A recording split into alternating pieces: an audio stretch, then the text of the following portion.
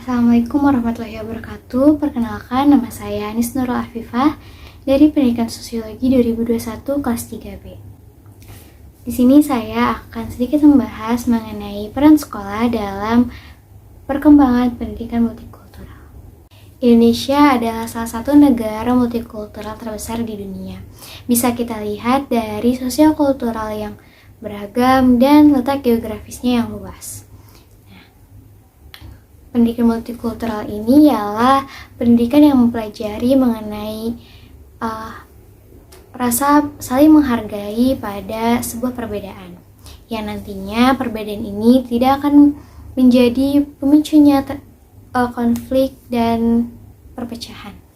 Menurut Tri Astuti Haryatik ini juga membedakan tujuan pembelajaran pendidikan multikultural menjadi 3 macam, yaitu dari sikap, pengetahuan, dan pembelajaran. Nah, hal ini juga tidak jauh teman-teman dari sebuah proses sosial, misalnya interaksi sosial. Bentuk proses sosial ialah interaksi sosial, yang dimana interaksi sosial ini menjadi syarat utama dari aktivitas-aktivitas sosial.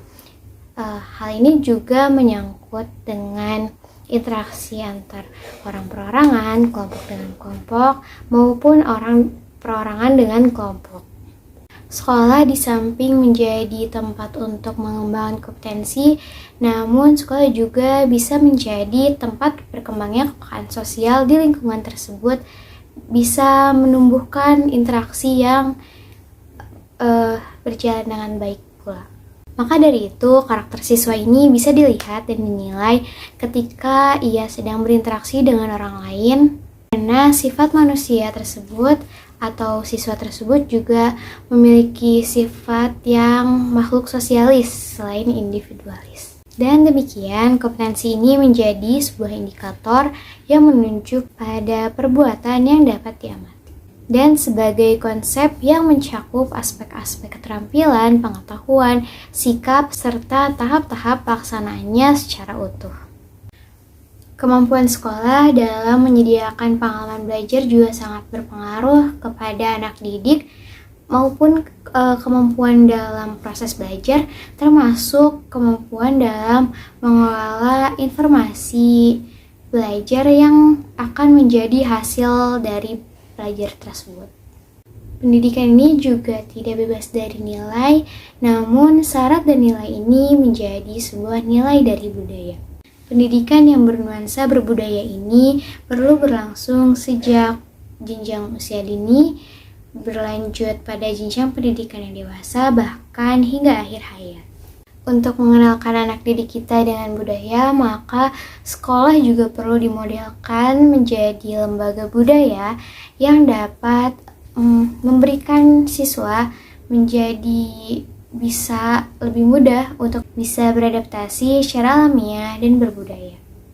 Iwan Sapardi menyebutkan terdapat 6 asumsi dasar untuk kita mengembangkan pendidikan multikultural di sekolah. Yang pertama, perbedaan budaya memiliki kekuatan dan nilai. Yang ketiga, keadilan dan kesetaraan menjadi peran penting di sekolah sebagai rancangan dan pelaksanaan kurikulum yang akan dipelajari oleh anak didik dan disampaikan oleh para guru-guru. Yang keempat, perilaku dan nilai yang perlu dilakukan oleh masyarakat demokratis juga dapat dipromosikan di sekolah. Yang kelima, sekolah dapat menjadi tempat perkembangan siswa dalam keterampilan, perilaku, nilai, sikap, dan menjadi komitmen antar siswa dalam perbedaan kelompok untuk saling menghargai dan saling membantu.